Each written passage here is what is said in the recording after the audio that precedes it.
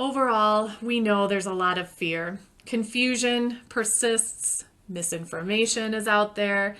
It's a complex rule, right? Just viewing this presentation, you can see how complex it is. And some of us would say that was by design, right? To kind of instill some fear.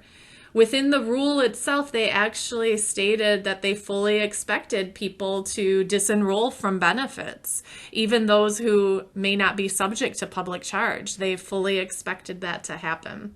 It's really interesting when you read that. But let's fight fear with facts, and let's try to push on through all of that fear. And so just know that the public charge test does not apply to all immigrants. As I outlined, many statuses are exempt. People who have questions about that should really seek the advice of an immigration attorney or accredited representative. And as I mentioned, and as we train on quite a bit at the Federation, most immigrants who are subject to public charge are not eligible for benefits. There are very strict eligibility rules about which immigrants can access public benefits. But that's the real significance of this rule, is it's not so much about past use or today's use of benefits. It's whether or not the immigrant in the future might need them, even many, many years down the road. And as I often like to say, most of us in the United States, unless we have a lot of means, if we end up in a nursing home for our residence in the future as a senior, chances are at some point we might end up on Medicaid. There's a significant portion of nursing home care provided by Medicaid or covered by Medicaid. General things to keep in mind, we've already mentioned this, but the rule is not retroactive. That also means, again, if someone used a benefit in the past that is now subject to public charge, if it was before February 24th, that will not count against them. Again, another recurring theme, not everyone is subject to public charge, and most importantly, benefits used by those eligible family members who are not themselves seeking a green card will not be counted.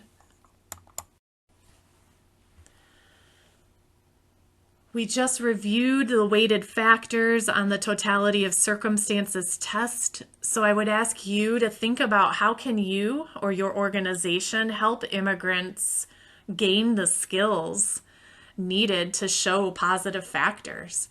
Can we help people build a credit history or repair a credit history? Can we get them connected with ESL classes so that they become proficient in the English language? Can we help with job training programs to secure employment and sufficient income that it would be a positive factor?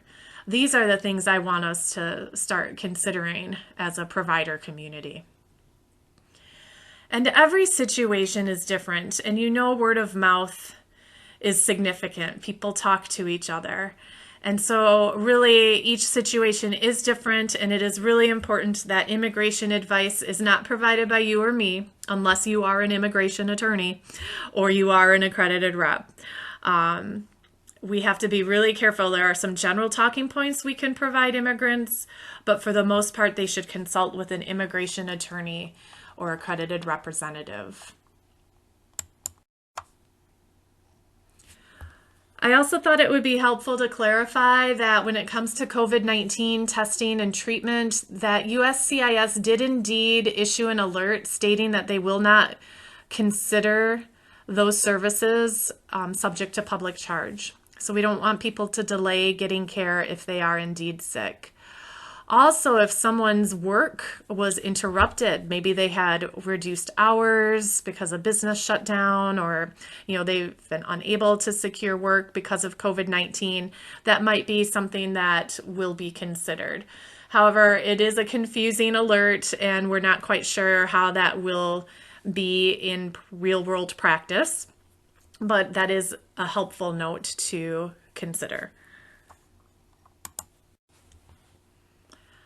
And these are just some general conversation talking points. We actually have this on the Protecting Immigrant Families Illinois website as a fact sheet. So just some general questions and answers that you can share or think about. If someone already has a green card, public charge test does not apply unless they leave the country for more than 6 months. If they have any of the following statuses listed here, these humanitarian statuses, public charge does not count.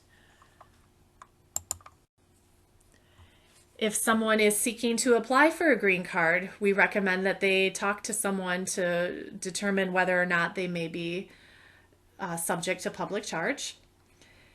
And same thing if someone's applying for a green card from outside the U.S., though chances are you and I probably won't see those folks.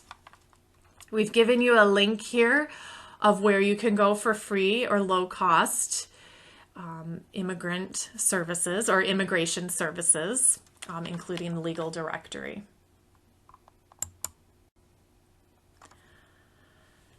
Our partners at ICIRR state that one of the best ways that you can fight back is by making sure they keep their family healthy and strong. And so it may be that the use of benefits is critical not only to get by, but to actually keep people self-sufficient.